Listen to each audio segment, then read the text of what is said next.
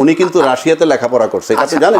আমি ওটা নিয়ে লেখাপড়া করছেন রাশিয়াতে, ল করছেন রাশিয়াতে। রাশিয়ার যে ল, ঠিক আছে, রাশিয়ার যে লটা কমিউনিজম বেসড, আর আমাদের যে ল ব্রিটিশ ল, দুইটার মেন্টালিটি আলাদা। সুতরাং সংস্কার নিয়ে যখন ঐক্যমত্য কমিশন 8 মাস দৌড়াদৌড়ি করলো, রাজনৈতিক দলগুলো ব্যর্থ হইল। আমরা যদিও উল্টাভাবে বলে দিই ইউনূস সাহেব ব্যর্থ, ইউনূস সাহেব ব্যর্থ, ইউনূস সাহেব কোনো সাবজেক্টই না। হামানে নাতে দিতে পারছি, আসলে তারা কি চেয়েছিল সেটা আমার জানা দরকার। কেন বলবেন না, বাস্তবতা জায়গা আমি তো I cannot read the mind, আমি তো সাদা চোখে যেটা দেখি। উনি বলছেন যে হ্যাঁ হাতে ভোট দিবেন, বিএনপি বলল নির্বাচন এবং গণভোট একই দিনে। তাহলে দেখেন বিষয়টা কিন্তু একসেপ্ট হয়ে আসতেছে কিভাবে, যে গণদানের শেষে যেভাবে ভোট দিবেন, গণভোটেতে হাতে সেভাবে ভোট দিবেন।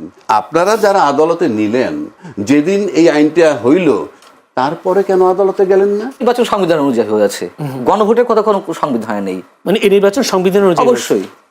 আমি রাজ্জাকি ভাই যে কথাটা বলেছেন, আমি বিনয়ের সঙ্গে তার কথার একটু দ্বিমত পোষণ করে আমি আমার যুক্তিটা বলছি। এর আগে যে সাংবিধানিক একটু মান সম্মান ছিল, এই 18 মাস তার বিন্দু মাত্র ছিল না। সংবিধান সংস্কার পরিষদের শপথ কেন অবৈধ নয়, হাইকোর্টের রুল, এবং সেই সাথে জামায়াত ও এনসিপি নিজেরা ফাঁদে পড়েছে এমন একটি বিষয় আসছে উঠে, যে একই দিনে সংসদ হিসেবে শপথ, আবার সংবিধান সংস্কার পরিষদেও শপথ নিয়ে এটা জামায়াত এনসিপিকে ফাঁদে ফেলা হয়েছে কিনা, বা প্রধান নির্বাচন কমিশনের বিষয়ে কি জানতেন না? দুটো বিষয় যদি একটু জানতে চাই। আপনার ফাঁদের প্রশ্ন যদি নিয়ে আসেন, একটা রাজনৈতিক দল যখন 2/3 মেজরিটি পেয়ে যায়, তখন কাউকে আর লাগে না তার জন্যে। তো না লাগলে কি হবে? না লাগলে ওরা সব উপযাজক থাকবে, তাতে তো দরকার নেই আমার কোনো কারণে। তা কোনো কারণে যদি দরকার না থাকে, তাহলে 2/3 মেজরিটি যে পাইছে তারা যখন যেটা সিদ্ধান্ত নিবে সেটা তাদেরকে ছাড়াই জয়যুক্ত হয়ে যাবে। সুতরাং এটা একটা চাপ, একটা আলাদা বিষয়। কিন্তু যে বিষয়টার অবতারণা হইল এখানে, এই যে আজকের যে হাইকোর্টের রুল নিয়ে, আপনি বিষয়গুলো লক্ষ্য করেন। কি বিষয় নিয়ে গেছি? সংস্কার। সংস্কার নিয়ে যখন ঐক্যমত্য কমিশন 8 মাস দৌড়াদৌড়ি করলো, রাজনৈতিক দলগুলো ব্যর্থ হইল। আমরা যদিও উল্টাভাবে বলে দিই ইউনূস সাহেব ব্যর্থ, ইউনূস সাহেব ব্যর্থ, ইউনূস সাহেব কোনো সাবজেক্টই না। রাজনৈতিক দল যদি ঐক্যমত্যে আসতে পারতো, আমার ইউনূস সাহেবকে লাগে না যে আমরা ঐক্যমত্য হয়েছি, আপনি নির্বাচন দিয়ে চলে যান। রাজনৈতিক দল ঐক্যমত্য হইতে পারে নাই। এইভাবে 8টা মাস কিন্তু পার করছে। 8 মাস পার করার পর একটা পর্যায়ে আসলো গণভোটের প্রস্তাব। এই গণভোটের প্রস্তাব কিন্তু বিএনপির থেকে আসছে, এবং গণভোটের প্রস্তাব আসার পর আবার জামাত অন্য দাবি করলো যে গণভোটটা আগে করবেন নির্বাচনের। বিএনপি বলল নির্বাচন এবং গণভোট একই দিনে।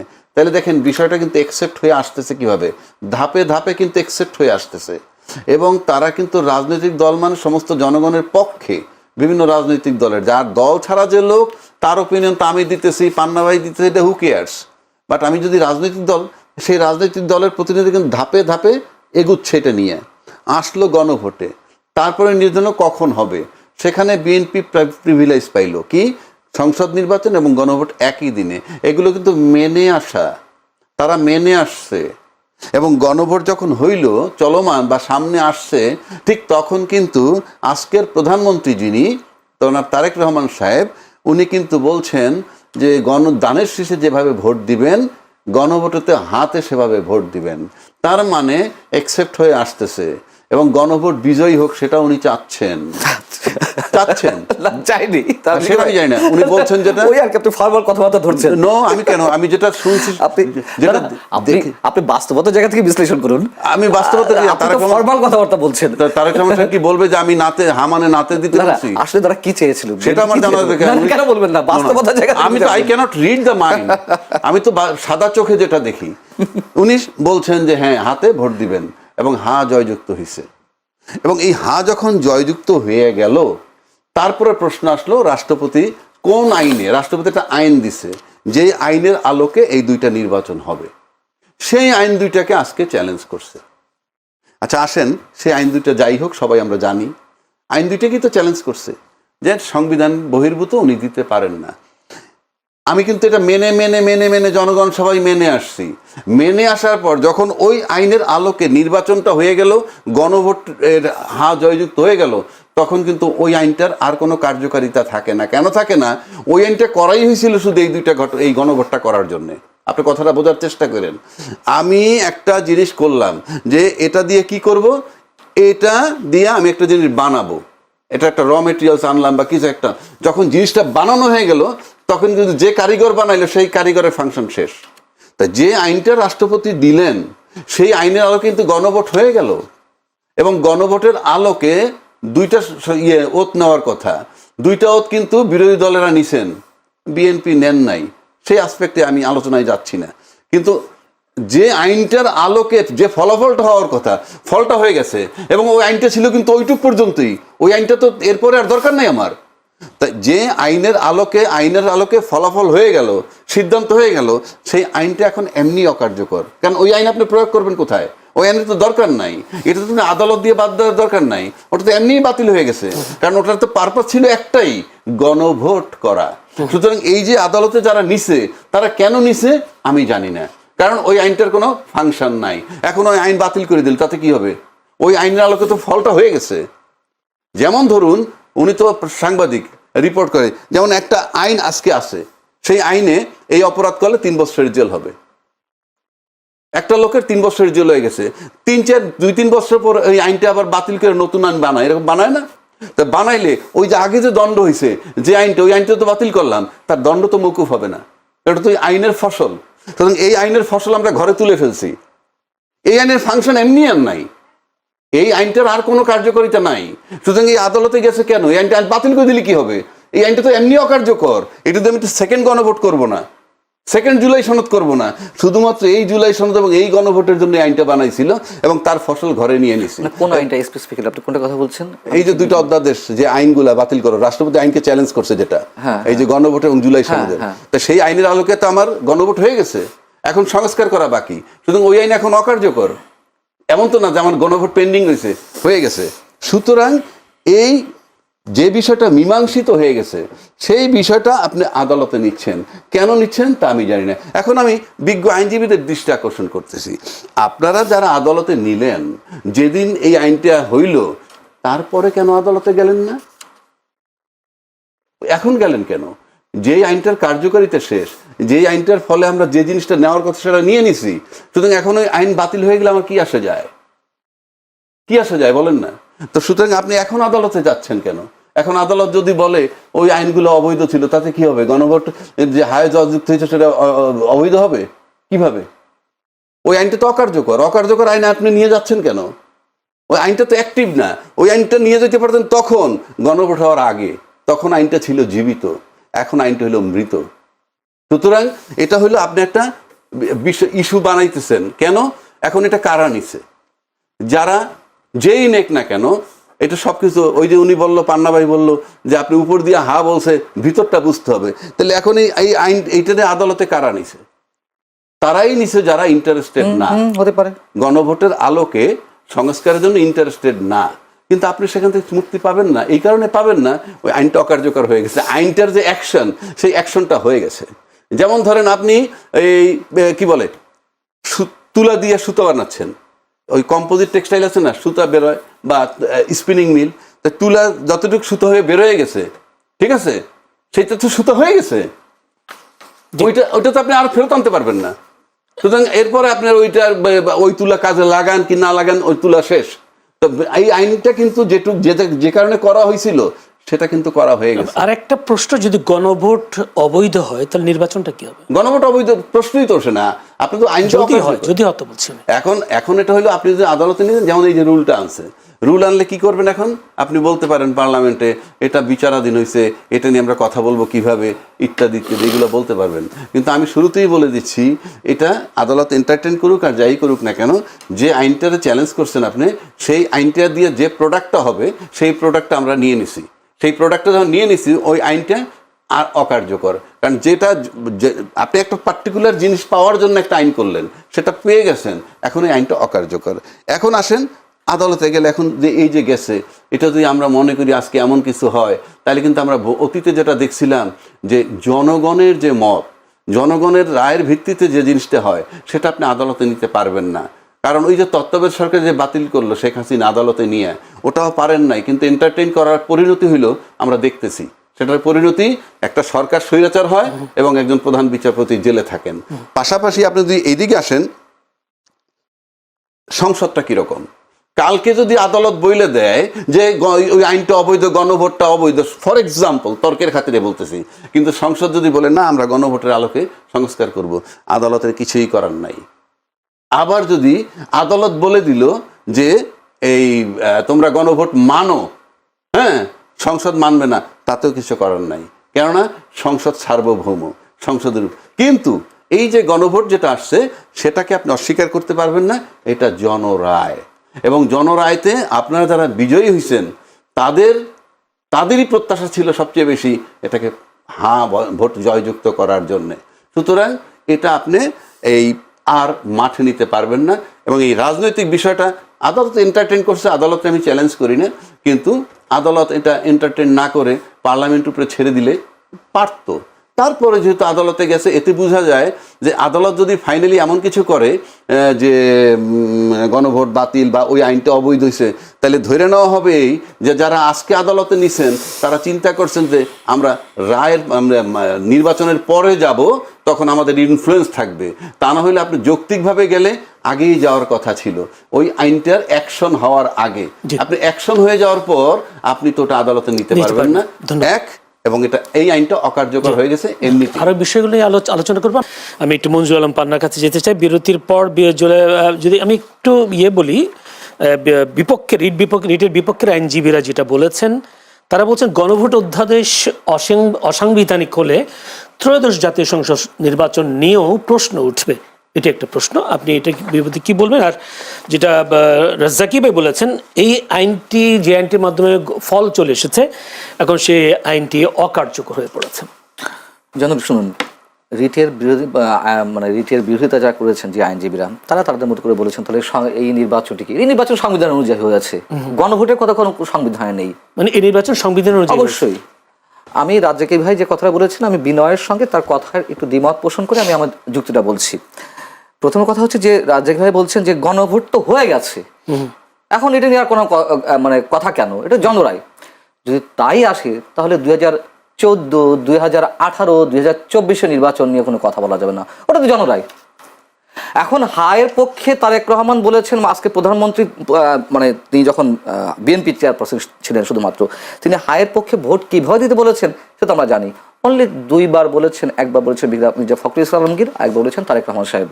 হ্যাঁ, আপনারা হাতে ভোট দিন। কেন?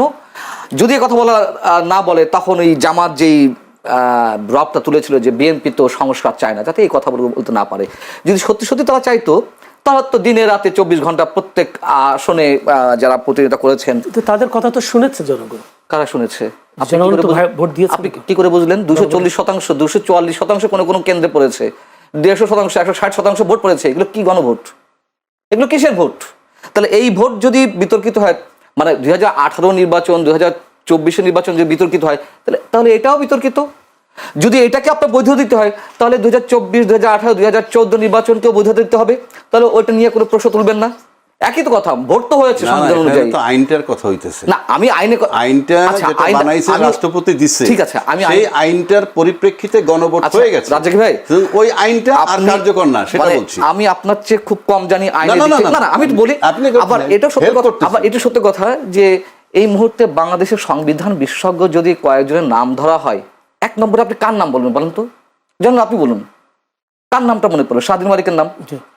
এই মুহূর্তে যারা জীবিত আছেন সংবিধান বিশেষজ্ঞ হিসেবে, এক নম্বরে ডক্টর শাহদিন মালিকের নাম আসবে। এটা আপনার আমরা একাডেমিক আলোচনা করি, মানে এর ভিত্তিটা কি যে তারে আমরা এক নম্বর ধরতে হবে না? আচ্ছা, এটা কোনো বিষয় না, আমি বলি কোনো বিষয় ভাই 2, 2, 4 দিয়ে অঙ্ক মিলিয়ে প্রতিষ্ঠা করা হয় না। কোনো বিষয় অটোমেটিক্যালি সমাজে প্রতিষ্ঠা পেয়ে যায়। এইটা এক জিনিস। আপনি শুনে নেম এন্ড ফেম হইলেই, যখন ডক্টর জহির বেঁচে ছিলেন, তখন আমরা ডক্টর জহিরকে ধরতাম। ডক্টর জহিরের একাডেমিক ব্যাকগ্রাউন্ড আর ওনার ব্যাকগ্রাউন্ড এক না। উনি কিন্তু রাশিয়াতে লেখাপড়া করছে, এটা তো জানেন। আমি ওটা নিয়ে লেখাপড়া করছেন রাশিয়াতে, ল করছেন রাশিয়াতে। রাশিয়ার যে ল, ঠিক আছে, রাশিয়ার যে লটা কমিউনিজম বেসড, আর আমাদের যে ল ব্রিটিশ ল, দুইটার মেন্টালিটি আলাদা। সুতরাং আপনি যখনই ওই আলোকে কথা বলবেন, তখন আপনার ভিতরে একটা একতরফা গণতন্ত্র বিরোধী টাইপের কথা আসবে।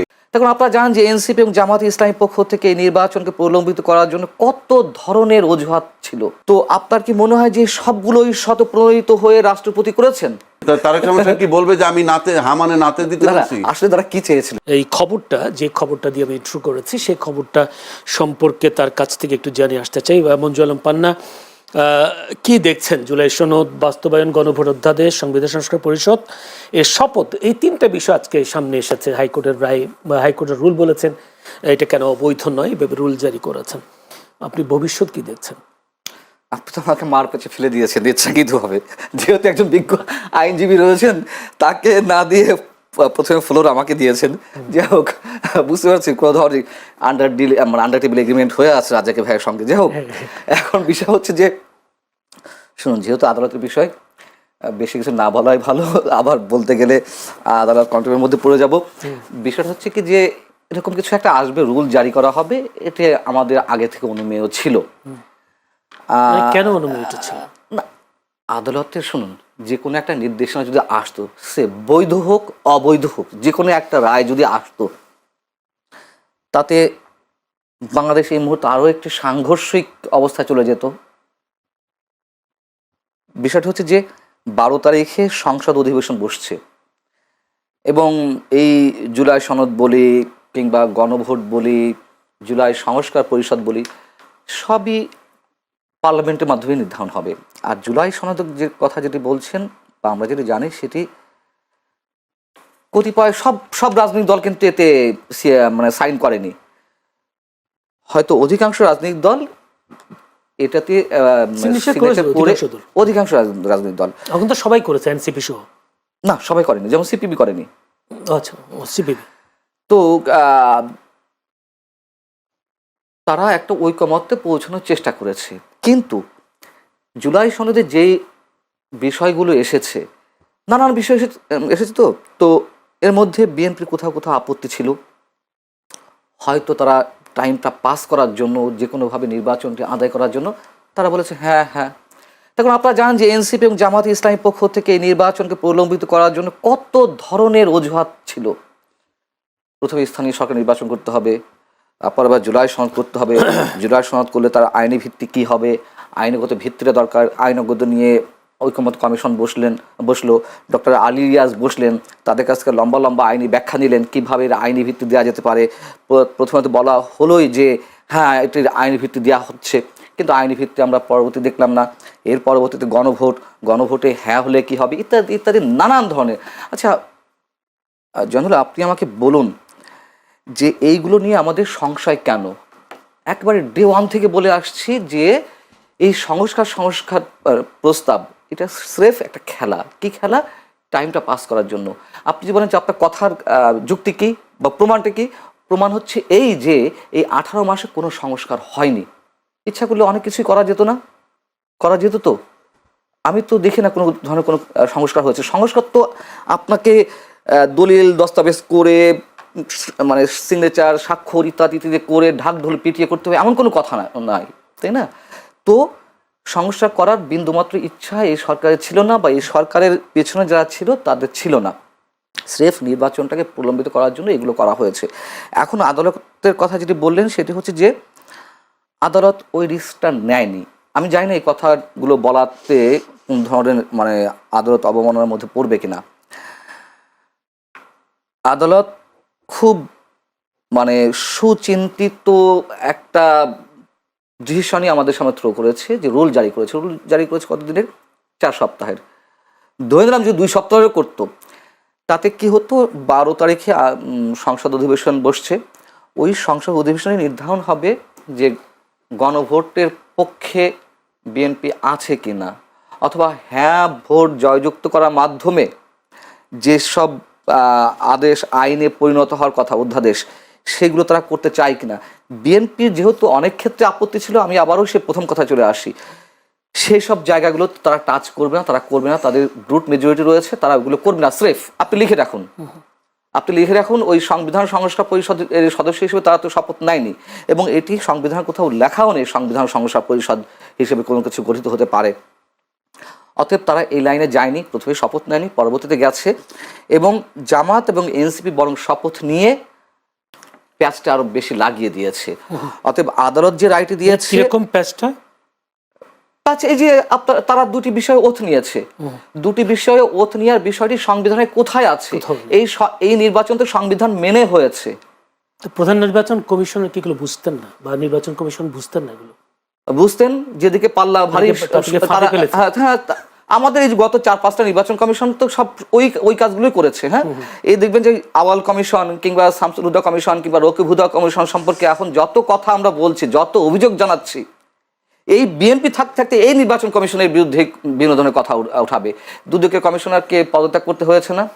কমিশনারদের মানে দুদকের কে চেয়ারম্যান এবং কমিশনার, এর আগে আরো অনেকে পদত্যাগ করেছেন, যেটা আমরা দেখেছিলাম 5 আগস্টের পর একে একে সব পদত্যাগ করছেন বিভিন্ন সংস্থার, স্বায়ত্তশাসিত বা সরকারি সংস্থার।